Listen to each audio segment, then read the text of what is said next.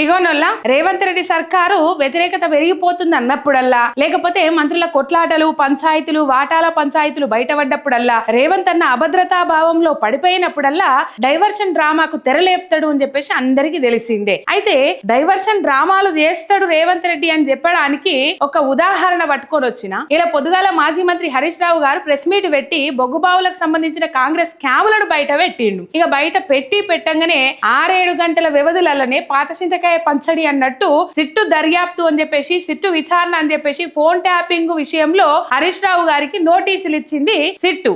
అయితే ఇక్కడ ముచ్చట అబ్జర్వ్ చేయాల్సింది ఏంటంటే, జనవరి 5వ తారీఖు నాడే సుప్రీంకోర్టు ధర్మాసనం హరీష్ రావుకు ఫోన్ ట్యాపింగ్ ఎటువంటి సంబంధం లేదని చెప్పేసి ఈ ప్రభుత్వం తరపున వేసిన పిటిషన్ ను కొట్టిపారేసింది, చెంప మీద కొట్టినట్టు చేసింది. అయినప్పటికీ కూడా సర్కార్ అక్కడితో ఆగలే, ఈ డైవర్షన్ పాలిటిక్స్ కు తెరలేపుకుంటూ ముందడు పోతా ఉన్నది. అయితే మాజీ మంత్రి హరీష్ రావు గారు నోటీసులు ఇచ్చినప్పటికీ కూడా ప్రజల సమస్య మీద, వైద్య సమస్యల మీద చర్చ పెట్టిండ్రు సిద్దిపేటలో.